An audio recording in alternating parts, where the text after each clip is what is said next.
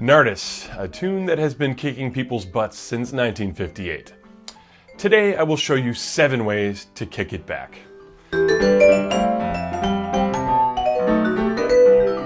Hello everyone, I'm Tim Collins and this is my YouTube channel devoted to all things jazz vibraphone. Today we're talking about Nardis, first recorded by Cannonball Adderley, then later by Miles Davis and of course Bill Evans. I'm going to break down 7 different levels that you can practice this song with. The main difference between each level is the amount of information that you need to have internalized to be able to be free improvising with it.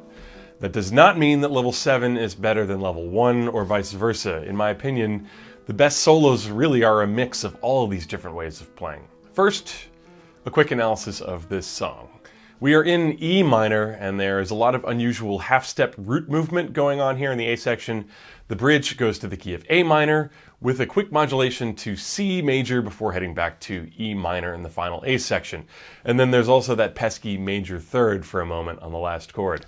For now, just remember that we are basically in the key of E minor. Less thinking, more playing. And so here is how you'd play the song using level 1. Surprise! It's the gold standard of sounding good on just about any song, the pentatonic scale, which of course can be embellished into the blues scale by adding the flatted 5th. When improvising with this scale on this song, you simply have to be aware of where the B7 chord is and make sure that you are avoiding the E in measures with the B7 chord. At the end, on the E major, you might also want to avoid that G and A, although I personally don't really worry about it too much.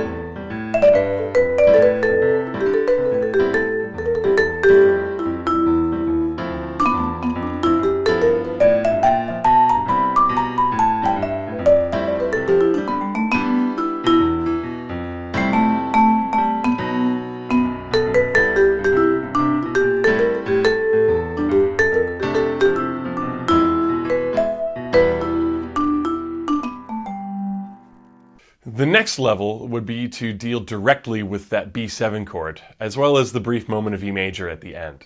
I think the B altered dominant scale works really well here. And so let's throw some riffs that sound like this into the mix.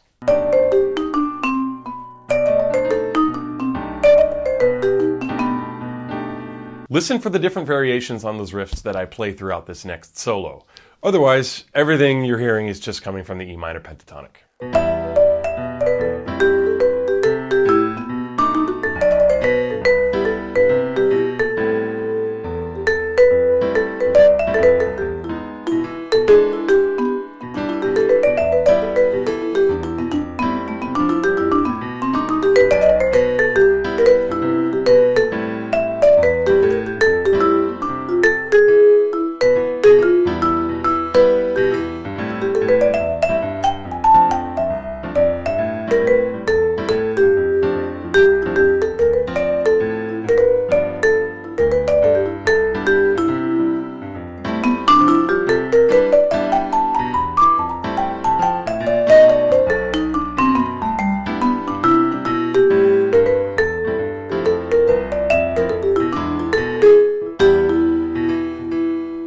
Alright, so we've got E minor, some B altered riffs, and that major third at the end. Now it's time to switch to the A minor pentatonic on the bridge.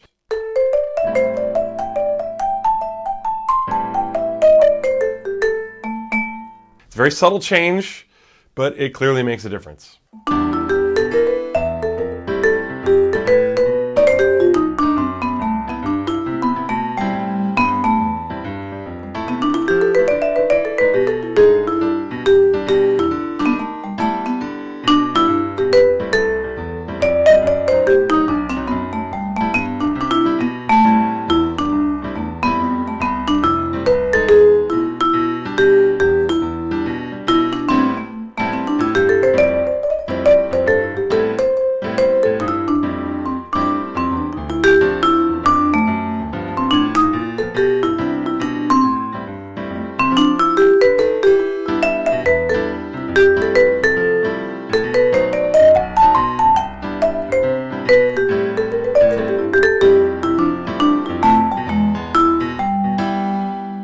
Now for level 4. I'm finally going to start really outlining the root movement.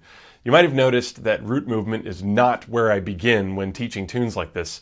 This is for several reasons. Number one, it can be overwhelming for beginning students and actually discourage fearless improvisation. Number two, in my opinion, it doesn't always sound all that great unless it's mixed together with melodic use of the pentatonic, which is why I start there in level 1. Nonetheless, you do need to know how it works and be able to improvise with it. So here is a root movement-based improvisation. By the way, I sometimes used B mixolydian on the B7 chord instead of altered dominant. It was purely arbitrary.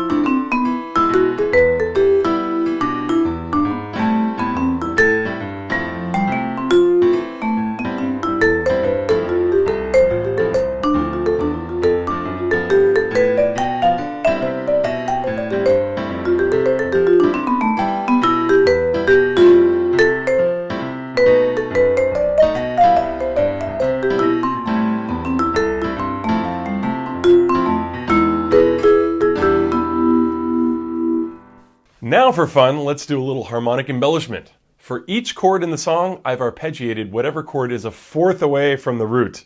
So for example, before the E minor 7th chord, I played a B minor 7th arpeggio and connected it to the E minor. The E minor is going to become this. F is going to become this. B is going to become this.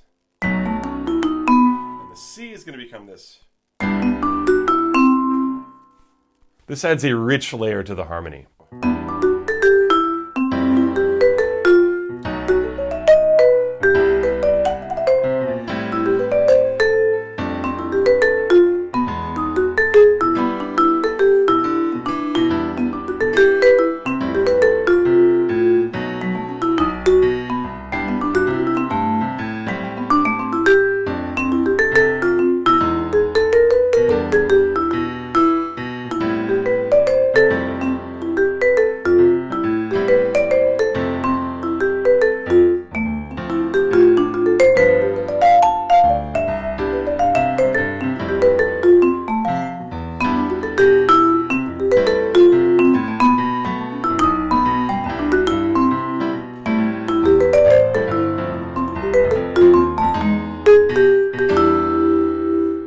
Now these levels are just limited by your own creativity. You can create your own as a means of practice. For the next one, I use what I call the common note technique.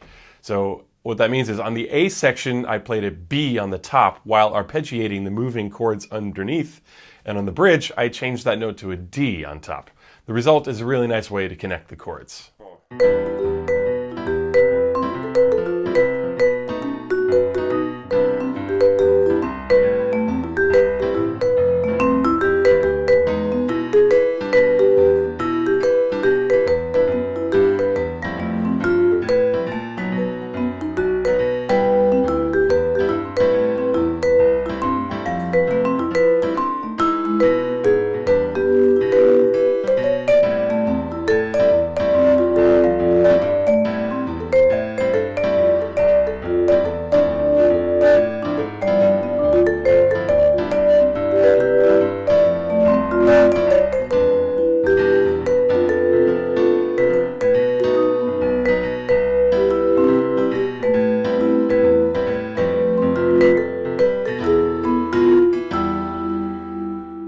For this next level, I will let you listen to it and see if you can catch the new harmony that I added to it. I will explain it after the solo.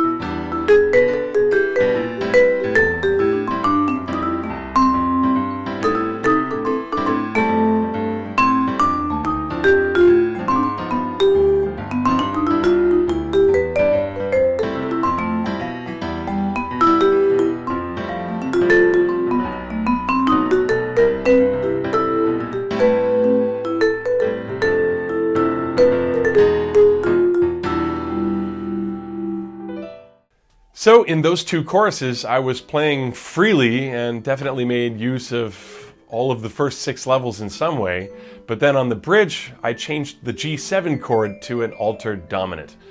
So if you like these video lessons, please check out my Killer Jazz Vibes book of etudes, which is for sale on my site. That's the best way you can support me.